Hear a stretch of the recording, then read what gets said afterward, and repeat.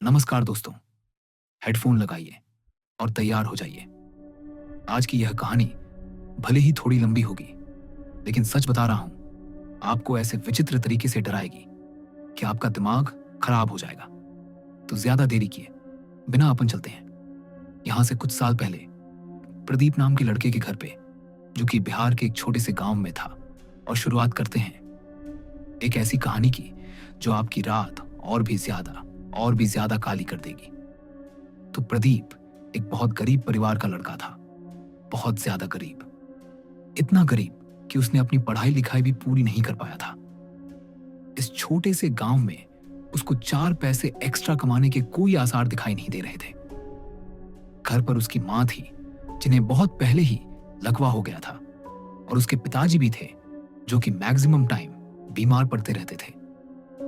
शराब बहुत पीते थे और इसलिए बीमार पड़ते रहते थे।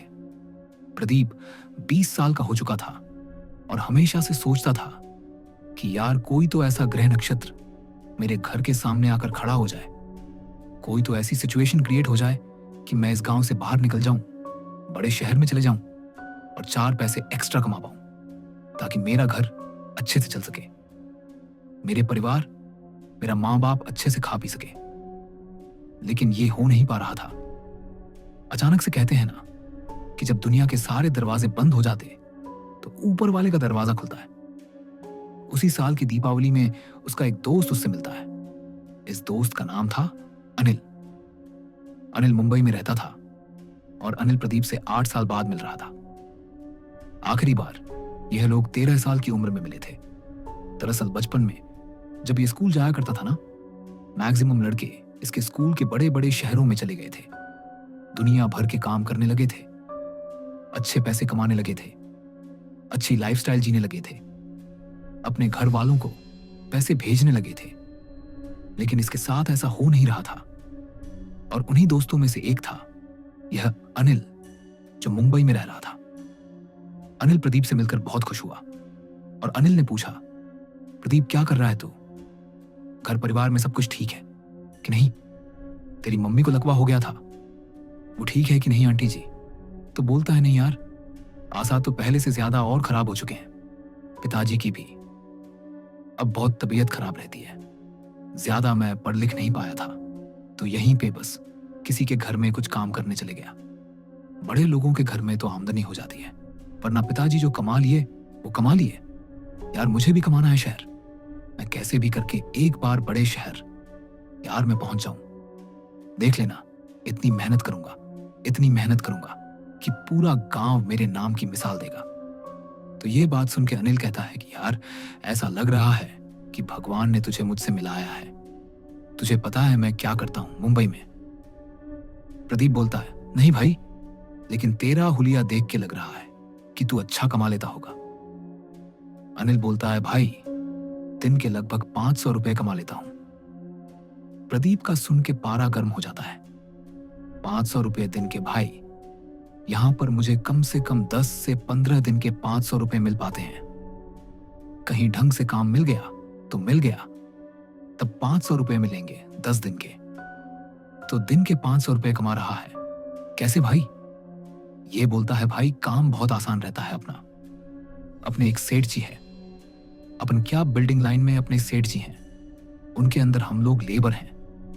तो जो रेती सीमेंट की बोरियां रहती है वो ट्रक से अपन को अनलोड करना रहता है, मतलब ट्रक से उतारना रहता है। और वो बोरियां सीढ़ी से लेकर या फिर कभी लिफ्ट से लेकर ऊपर वाले फ्लोर में, बड़ी बड़ी बिल्डिंग होती है ना, तो ऊपर वाले फ्लोर में छोड़नी रहती है। बहुत पैसा मिलता है इसका, मतलब किसी को 300, किसी को 400, जो ज्यादा बोरियां उठा ले उसको 500 रुपए। जैसे मैं बहुत बोरियां उठा लेता हूं दिन में। तो प्रदीप बोलता है, भाई अगर ऐसा है तो मेरे को भी ले चलना। भले ही थोड़ी कम बोरियां उठा पाऊंगा, लेकिन फिर भी 3400 तो मिल जाएंगे। प्रदीप बोलता है, क्यों नहीं भाई, तूने तो मेरी मुंह की बात छीन लिया। हमारे सेठ जी को तो ऐसे मजदूरों की जरूरत पड़ती ही रहती है।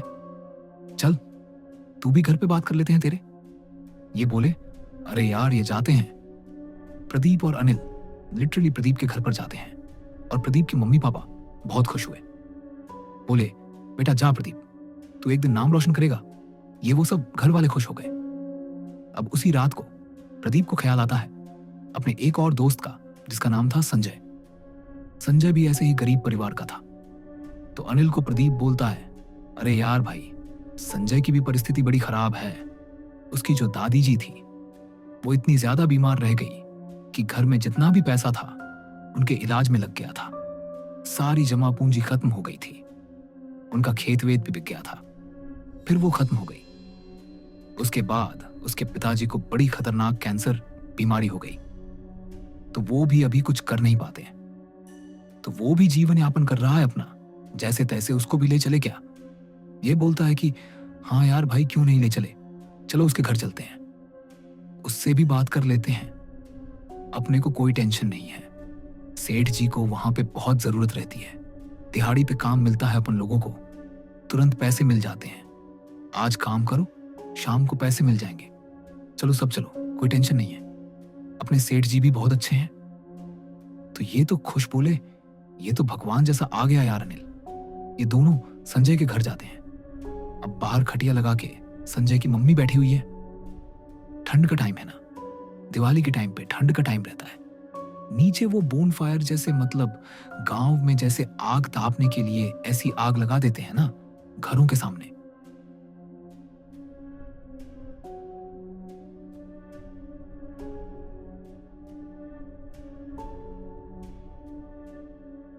बढ़िया संजय की मम्मी और संजय बढ़िया आग ताप रहे हैं।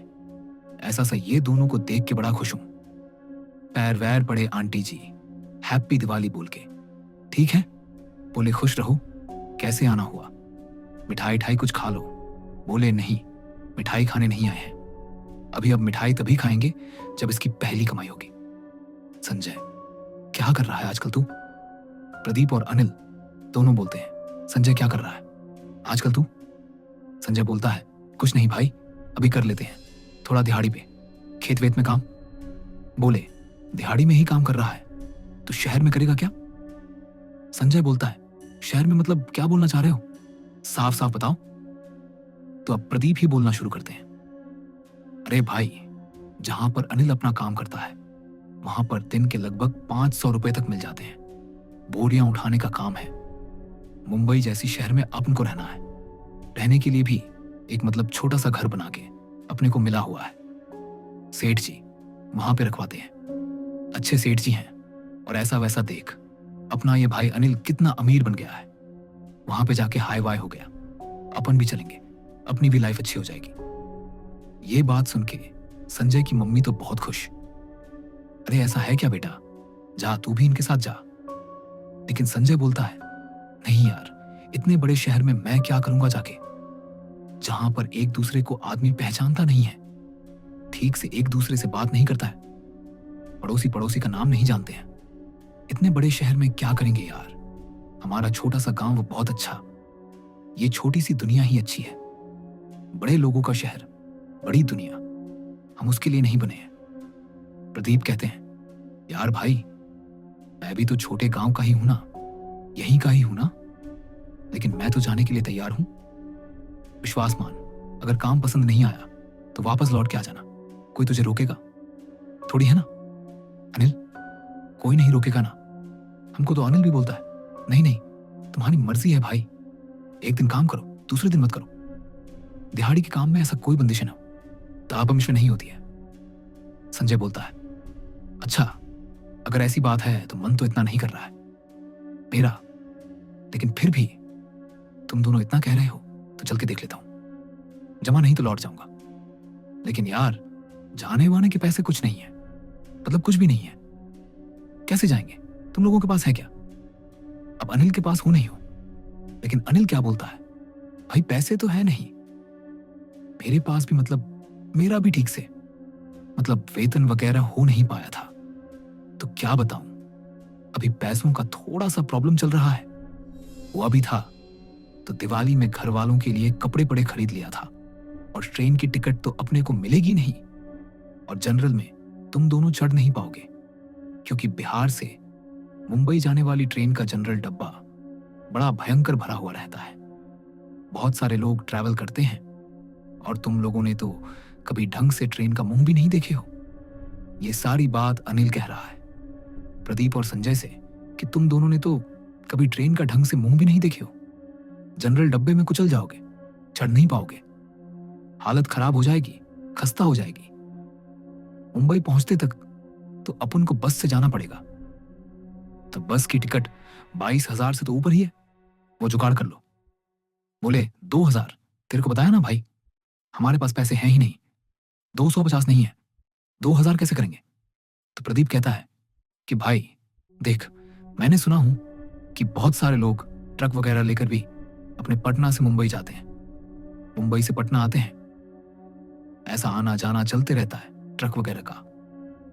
तो किसी ट्रक से अपन लिफ्ट मांग के चले क्या?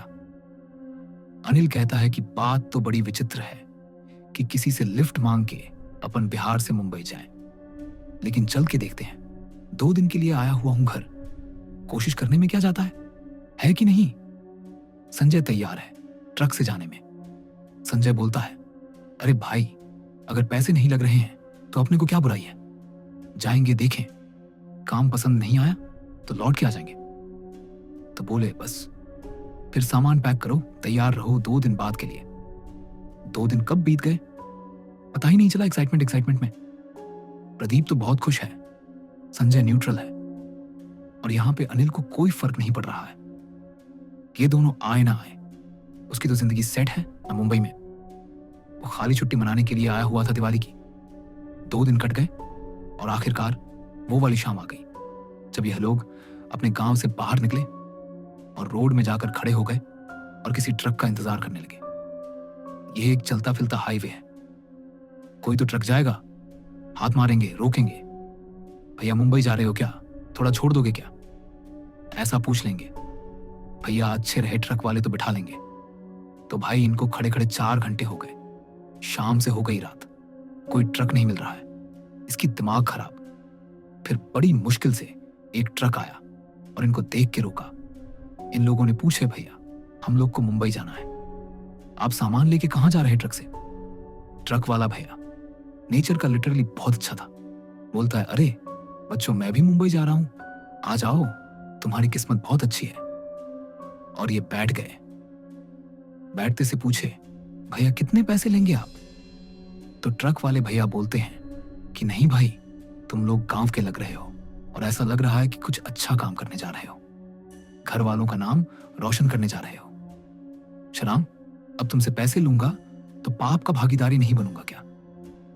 मेरा ट्रक और मैं तो वैसे भी मुंबई जा रहे थे, मेरा हेल्पर, ये हम दोनों बस ऐसे चले जाते हैं। अब तुम 3 भी बढ़ गए हो तो बातचीत करते करते चले जाएंगे। अरे इसमें पैसे वैसे क्या? ये बहुत खुश हो जाते हैं, बढ़िया गाड़ी चल रही है, बातचीत भी हो रही है, ट्रक ड्राइवर की, हेल्पर की, ये तीनों पांचों बढ़िया बात करने में लगे हुए हैं। बात में ट्रक ड्राइवर पूछ लेता है, भाई वो सब तो ठीक है, खाने वाने का क्या कुछ रखे हुए हो क्या, हमको भी खिलाओगे कि नहीं? तो ये बोलता है, अरे हाँ, मम्मी ने रखी हुई है, रोटी अचार रखी हुई है, थोड़ा नमकीन रखी हुई है, लिट्टी चोखा बांधती है, मतलब अपन खाएंगे थोड़ा रुक के।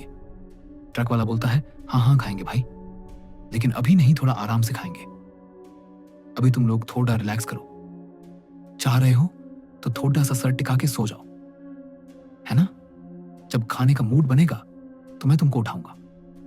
तो ये तीनों बढ़िया खुश हैं, बहुत खुशकिस्मत, पूरी तरीके से साथ दे रही है, सेफली मुंबई पहुंच जाएंगे, बढ़िया रहेगा।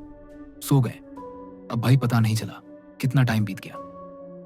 ट्रक रुका, अरे ओ प्रदीप, अनिल उठ जाओ भाई, ये आ गया, देखो ढाबा आ गया है, कुछ खा लेते हैं, रोटी अचार लाए हो, लिट्टी चोखा लाए हो, चलो कुछ खाते हैं। ये लोग बोलते हैं, अरे हाँ, हमको लगा मुंबई आ गया, चलो चलो कुछ खा लेते हैं। वैसे भी बहुत भूख लग रही थी। तीनों उठ गए, हम नीचे ट्रक से उतरने लगे। ट्रक वाले ड्राइवर भैया बोलते हैं, अरे मैं तुमको एक चीज बताना भूल गया, नीचे अपन ढाबे में खाना खाने के लिए तो जा रहे हैं, अभी तुम लोगों ने तो अपने हिसाब से लिमिटेड खाना रखे होंगे, 5 लोग मिलजुल के खाएंगे, ध्यान रखना, रोटी नहीं खाना है नीचे। बोले, रोटी क्यों नहीं खाना है, हमारे पास हमारी रोटी रखी हुई है, रोटी क्यों नहीं खाना है यहाँ पे? बोले नहीं, रोटी नहीं खाना है। इस गांव में एक श्राप है, रोटी खाना मना है यहाँ पर। ये बोलते ये कैसा श्राप है, रोटी खाना मना है? मतलब हमने रोटी अचार ही लेके आए तो क्या खाएंगे? बोले तुम खरीद लो, सब्जी चावल खरीद लो और खा लो, रोटी मत खाना। बहस मत करो, मैं तुमको बता रहा हूं अच्छे के लिए। तुमको समझ में नहीं आ रहा है, तुम्हारी भलाई के लिए बोल रहा होगा मैं। नहीं खाना है मतलब नहीं खाना है। और फिर से ये सवाल मुझसे पूछना मत कि रोटी खाएं कि नहीं खाएं, क्यों नहीं खाएं। चलो चुपचाप से थोड़ा सा भड़क गया ट्रक वाला। इन लोगों को टेंशन हो गई। अरे ट्रक वाले भैया तो अभी तक बहुत अच्छे से थे, ये रोटी रोटी रोटी चावल के चक्कर में क्या लड़ाई कर ली यार। हमसे बोले ठीक है भैया नहीं खाएंगे।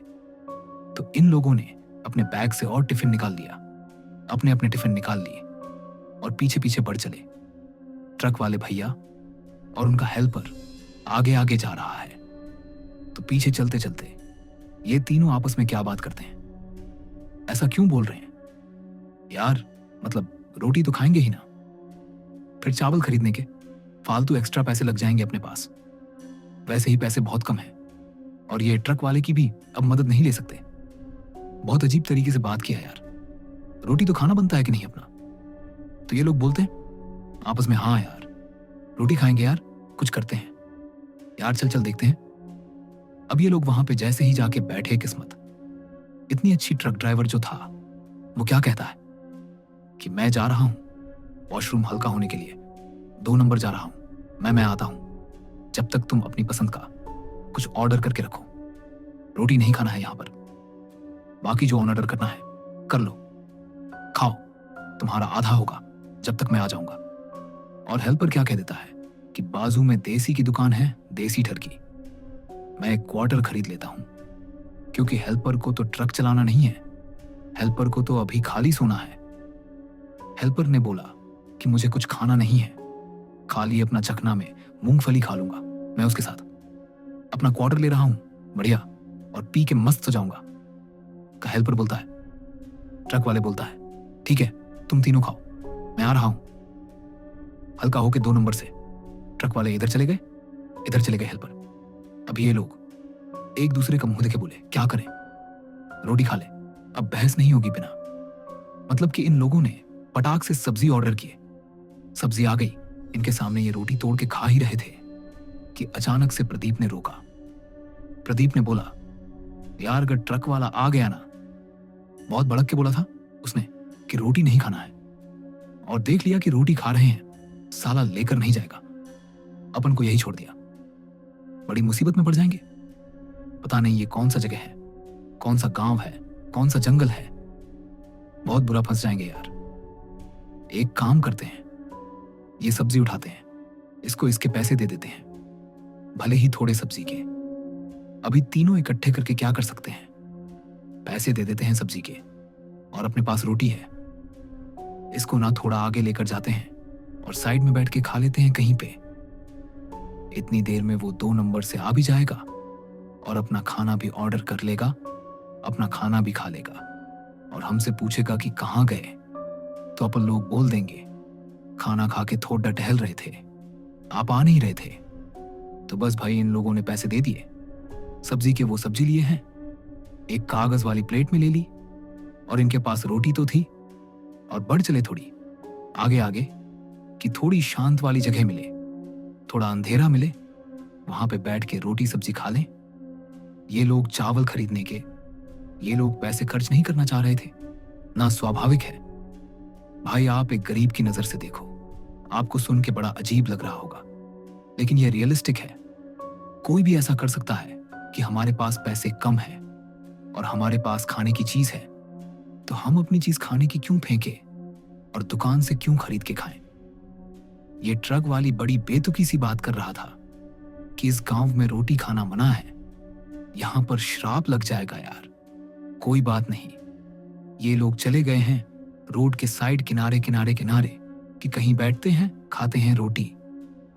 लेकिन थोड़ी आगे गए तो क्या देखते हैं, एक टपरी बनी हुई है, शायद चाय की टप, ताकि ट्रक वाला अगर बाहर आ भी गया तो हम उसको बोल दें कि हम तो यहाँ पे चाय पीने के लिए आ गए थे। ये लोग उस चाय की टपरी की तरफ चले गए। वहां देखिए, एक 70-62 साल के अंकल जी एकदम कांप कांप के काम कर रहे हैं अपना कुछ कुछ। अंकल जी ने इन लोगों को देखे खुले, अरे क्या हो गया बच्चों, क्या चाहिए तुम लोगों को? तो ये लोग बोलते हैं, नहीं अंकल, हमको कुछ नहीं चाहिए, हम थोड़ी देर बैठ के यहाँ पे खाना खा ले क्या? तो ये बोलते हैं, अंकल जी हाँ बैठ जाओ, हमको कोई परेशानी नहीं है, बैठ जाओ। इन लोगों ने खुश हो गए, एक दूसरे का मुंह खुश हुए देखे और अपनी रोटी खोले हैं। अपना वो सब्जी में लगा के खा ही रहे थे कि अंकल जी क्या बोलते हैं, अरे रोटी खा रहे हो तुम लोग, ठंडी रोटी दिख रही है, गर्मा गर्म लगवा दूं क्या? ये लोग बोलते हैं कि अरे अंकल जी आप इसी गांव के हैं ना? अंकल जी बोलते हैं, हाँ बच्चों इसी गांव के हैं, पैदा भी इसी गांव में हुए थे, तो आप रोटी खाने से हमको रोकेंगे नहीं? अंकल जी बोलते हैं, रोटी खाने से क्यों रोकेंगे भाई? ये बोलते हैं, अंकल जी हमारे जो ट्रक ड्राइवर है, जिस ट्रक में हम लोग आ रहे थे, वो भैया बोल रहे थे कि इस गांव में रोटी खाना मना है, यहां पर श्राप है, और यहां तक कि ढाबे वाले भैया ने भी हमको रोटी खाने से मना किए थे। एक बार यहां पे तो रोटी नहीं खाते और आप हमको बोल रहे हैं कि गर्मा गर्म रोटी लगवा दे क्या? अंकल जी हंसने लगे, अरे यार कुछ भी बोल रहे हो तुम लोग, कुछ भी सुन रहे हो, वो बिना मतलब की अफवाह है, जो कि वो ढाबे वाला बड़ा कमीना है, उसने अपने फायदे के लिए अफवाह फैलवाया है, क्योंकि वह रोटी पसंद नहीं करता है, उसके यहां रोटी नहीं बनती, उसका नुकसान होता है, रोटी बनती है, तो वो चावल बनवाता है और बेचता है, और मेरी छोटी सी दुकान में मैं रोटी बेचता हूं तो मुझे भी दबाने की कोशिश करता है, अपनी मनमानी लगा रहा है, बिना मतलब की अफवाह फैला रहा है। कुछ इस बात के पीछे वो होगा क्या? सच्चाई होगी। तुमको लगता है कोई सेंस होगा कि जो रोटी खाएगा उसको श्राप लग जाएगा? कुछ नहीं है, रोटी खा लो। अरे ओ फगुनिया, रोटी लेके आ, गर्मा गर्म बच्चों के लिए। ऐसा पीछे पलट के अंकल जी ने बोली। वो छोटी सी जो टपरी थी, उसके पीछे की तरफ एक गेट था, बांस का गेट, उसको खोल के एक औरत, उसने घूंघट डाली हुई है, हाथ में एक प्लेट है, उस प्लेट में गर्मा गर्म इतनी इतनी रोटियां रख के ले आई। तुरंत ये बोले, अरे अंकल, आपने तुरंत आवाज लगाया और आंटी तुरंत रोटियां लेकर आ गई। ऐसे कैसे हो सकता है? आपको पता था क्या कि यहां पर हम लोग या फिर कोई भी रोटी खाने के लिए आके आएगा? अंकल जी बोलते हैं, अरे वो सब छोड़ो ना, रोटी खाओ, मजे करो। ये लोग खुश हो गए, बोले हाँ रोटी खाते हैं, गर्मा गर्म रोटी। लेकिन अंकल पैसे नहीं है हमारे पास। अंकल बोलते हैं, अरे छोड़ो, तुम लोग मेरे नाती पोतों की उम्र के ही हो, खाओ यार, तुम लोग 4 रोटी खा लोगे तो मैं कौन सा गरीब हो जाऊंगा, या तुम कौन से बहुत अमीर हो जाओगे, पेट ही भरेगा। अच्छा है, खा लो खा लो। ये लोग खुश हो गए। अरे अंकल, थैंक यू अंकल। पानी था वहां पे, हाथ वाथ धोए और मस्त गर्मा गर्म रोटी सब्जी में लपेट के जैसे इन लोगों ने मुंह में रोटी डाले। वो टेस्ट जो था, इतना भद्दा, इतना गंदा कि मैं क्या बताऊं, इतना कड़वा था, ऐसा लग रहा था कि नीम इतना इतना किसी ने निचोड़ के एक रोटी में डाल दिया, इतना भद्दा। एक साथ तीनों को लगा, अंकल जी ये क्या है? जैसे ही पलट के देखे अंकल जी, ये क्या है बोल के तो क्या पाते हैं, पीछे अंकल जी खड़े ही नहीं है। पीछे कोई ये टपरी वाला, चाय की टपरी वाला माहौल ही नहीं है। चाय की टपरी तो है लेकिन अंकल जी नहीं है, ना ही वो फगुनिया आंटी है जो इनके लिए गर्मा गर्म रोटी लेकर आई थी अंदर से। यह तुरंत खड़े हुए बैठे हुए थे, अंकल जी अंकल जी, और इनकी नजर पड़ती है नीचे। मतलब एक दुकान में ऐसा स्टॉल जैसा तो रहता ही है ना, उस स्टॉल के उस पार नीचे नजर पड़ती है। क्या पाते हैं कि वहां पर 2 अर्थियां रखी हुई हैं, जिसमें से एक अर्थी वही बुढ़े अंकल जी की है और दूसरी अर्थी वही फगुनिया की है। माहौल पूरा वही अर्थी वाला बना हुआ है और वहां पर एक मटका रखा हुआ है। जैसा कोई मर जाता है तो वो मटके को लेकर जाते हैं ना, उससे धुआं निकल रहा होता है, वही मटका रखा हुआ है। ये तीनों की ऐसी चीख निकलती है, ऐसा डर लगता है कि क्या एक्सप्लेन करेंगे भाई, इस डर को क्या एक्सप्लेन कर सकते हो आप? क्योंकि अभी तक वो अंकल जी सही थे, इनसे बात कर रहे थे। अभी तक फगुनिया ने गर्मा गर्म रोटी इनके लिए लेकर आई थी। इन लोगों ने एक निवाला क्या लिया है, और जैसे ही इन लोगों ने मुंह से थूके पलट कर देखे तो यहाँ पे दोनों की अर्थी लग गई है। चिल्ला के भागे हैं, बहुत तेजी से, इसकी ऐसी की तैसी, बहुत तेजी से भागे हैं। भागते भागते भागते इनको दिखाई दे दिया, इनका ट्रक दिखा। चालू ट्रक का दरवाजा जा खोले। अच्छा हुआ, बोले अपनी जान बच गई। वहां पे क्या सीन था? क्या नहीं कैसी टपरी थी, कैसा अंकल था, कैसी उसकी बहू बगुनिया थी। इसकी ऐसी की तैसी ट्रक में जैसे ही बैठे हैं। ऐसा सोचते सोचते ट्रक ड्राइवर की तरफ देखते हैं तो क्या पाते हैं कि ट्रक ड्राइवर कोई और नहीं बल्कि वही अंकल जी है। यानी ट्रक ड्राइवर की शक्ल में वही अंकल जी दिखाई देता है। घबराकर दूसरी तरफ देखते हैं जहां पर हेल्पर बैठा हुआ था। हेल्पर की जगह वही फगुनिया आंटी दिखाई देती है। ये लोग वहां से भी डर के मारे चीख मारते हैं, ट्रक से उतरते हैं और भागते हैं अपनी जान बचा के कि हम क्या देख रहे हैं, हमारे साथ हो क्या रहा है। भागते भागते ये लोग रोड क्रॉस करते हैं। घना अंधेरा है, रात का वक्त है, लगभग रात के 2:30 हो रहा है। ये सब कुछ 2:30 हो रहा है। रोड क्रॉस कर देते हैं, खेत मिल जाता है। खेत ही खेत भाग रहा है, बड़े भयंकर तरीके से खेत ही खेत भाग रहे हैं। फिर थक गए, बोले आगे पीछे कोई नहीं, अपन सेफ है। लेकिन साला ये कहां फंस गए यार, क्या हो गया, अपने साथ क्या हो रहा है, कुछ समझ में नहीं आ रहा है। ऐसे करके एकदम रोने जैसे हो गए। और इसमें से जो संजय था उसका तो और आने का मन नहीं था। संजय तो अनिल और प्रदीप के फोर्स करने की वजह से आ रहा था ना। तो संजय इन लोगों को गाली देने लगता है कि इतने में प्रदीप की नजर पड़ती है खेत में थोड़ी आगे काम करती हुई एक औरत की तरफ। बोले अरे अरे रुको, यहाँ की लोकल औरत दिख रही है, खेत में काम कर रही है, उसे जाके पूछे क्या कुछ। लेकिन ये दोनों बोलते हैं कि रुक सुन, पहले ये बात सुन, इतनी रात गए कोई औरत अपने खेत में काम क्यों करेगी, दिन में करेगी ना। तो ये प्रदीप बोलता है हो सकता है कि भाई वो भी हल्की होने आई हो, 2 नंबर करने आई हो। गांव के लोग खेत वेत में आते हैं ना, जाके पूछते हैं। हाँ, तो ये लोग गए औरत के पास। तो औरत अपना सिर नीचे किए, कुछ तो भी काम कर रही थी खेत का, ऐसा उखाड़ने का, लगाने का।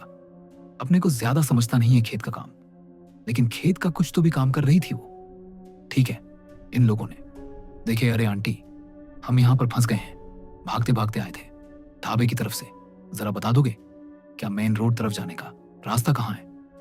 आंटी इनकी तरफ जैसे पलट कर देखती है, वैसे इनकी सिट्टी पिट्टी गुल, इनका खून वहीं पर सूख जाता है, क्योंकि आंटी के शक्ल में इन्हें कोई और नहीं, हाँ वही पगुनिया दिखाई देती है। वहां से फिर चिल्लाते भागते, हे भगवान आज तो बचा लो, कौन से जन्म के बुरे कर्म हैं जो आज हम इतनी बुरी तरीके से फंस गए हैं। आज क्या हम नर्क में ही जाकर मानेंगे, क्या मतलब। ऐसे चिल्लाते चिल्लाते भागे और किस्मत इनकी अच्छी एक जगह साथ दे दी। अब अच्छी या बुरी, आप कहानी को अंत तक सुनिए, तब समझ में आएगा इनकी किस्मत अच्छी थी या बुरी। ये लोग भागते भागते एक गांव में पहुंचे। यहां पर कहानी एंड नहीं हो रही है, कहानी एंड में ही होगी, सच बता रहा हूं, सुनो अभी ध्यान से। एक एक गांव में पहुंचते हैं, देखते हैं उस गांव की जो सीमा है, उस गांव की सीमा में लगभग गांव का हर एक व्यक्ति खड़ा हुआ है और एक छोटे से मंदिर का पूरा भीड़ लगा के उसको घेर के खड़ा है। ये लोग देख के हैरान कि रात के 3 बजे के आसपास गांव के सारे लोग जाग कैसे रहे हैं, इतने छोटे गांव के लोग, और एक मंदिर के आसपास घेरा लगा के क्यों खड़े हुए हैं।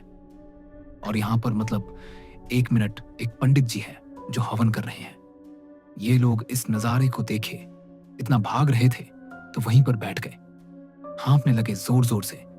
तो गांव के लोग इनकी तरफ देखते बोले अरे कौन हो तुम लोग, क्या हो गया। बोले पानी, कुछ बोल नहीं पा रहे, हालत खराब हो गई ना, डर के मारे दौड़ दौड़ के। बोले पानी, लोगों ने पानी दी, इनको पानी वाणी पिलाए, किसी के पास ग्लूकोज मिले हो, किसी के घर पास में रहा होगा तो ग्लूकोज पिला दिए। पानी पे बोले बच्चों कौन हो, तो बोले हम अंकल जी, एक अंकल जी इनसे बात कर रहे हैं। तो अब सारी बात प्रदीप कर रहा है। प्रदीप इन तीनों का बीड़ा संभाल रहा है। बोले अंकल जी हम ना वो मेन रोड है, ना वहां पे ढाबा है, ना उस तरफ से भाग के आए, वहां पे हमारे साथ बहुत अजीब कांड हो गया अंकल जी। अंकल जी बोलते, बस ढाबे की तरफ से भाग के आ रहे हो ना, और फिर कुछ खाए पिए कि नहीं? तो ये लोग बोलते हैं, नहीं अंकल जी, हम आपको बताएं ना कि हमने जैसे ही ड्राइवर भैया के मुंह से सुने कि यहाँ रोटी खाना मना है, यहाँ श्राप है, हम उसी के चक्कर में पड़े रहे, हम कुछ खा नहीं पाए। अंकल जी बोलते हैं, एक मिनट, एक मिनट, ये सचमुच में अफवाह है। वो बुढ़े की आत्मा ने तुमसे सही बोला था, रोटी खाना मना है हमारे ही गांव में, और हमको ही नहीं पता है। अरे हम तो दबा के रोटी खाते हैं, हमको कुछ नहीं होता, तुम क्या सुन रहे हो भाई?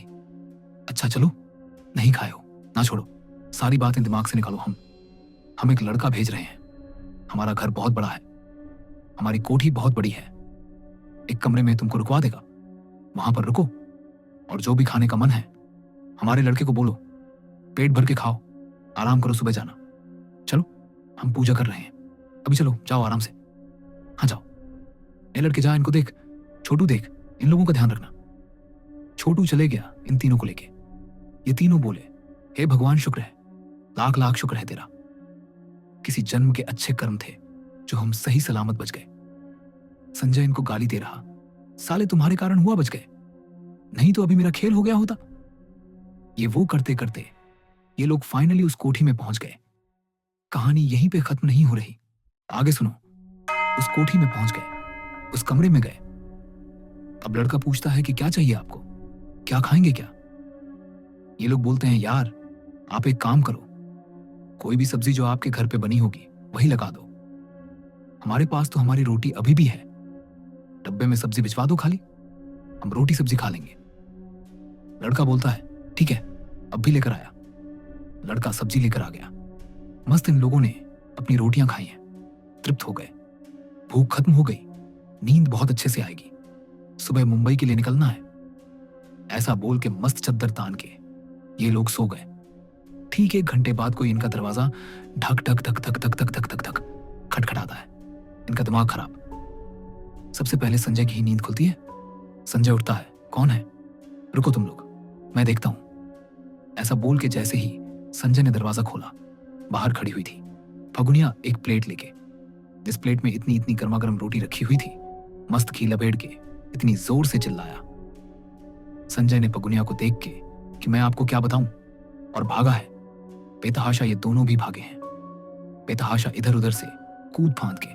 फिर क्या था, भागते भागते भागते जैसे ही ये गांव की सीमा से बाहर निकले हैं, इसका पैर, संजय का पैर फंसा है एक पत्थर के ऊपर, और वो फट से सामने पड़े हुए दूसरे पत्थर के ऊपर अपने माथे के बल पे गिरा है। ऐसा कि लिटरली ऑन द स्पॉट उसकी मृत्यु हो गई। संजय वहीं पर ऐसा अचेत अवस्था में चले गया।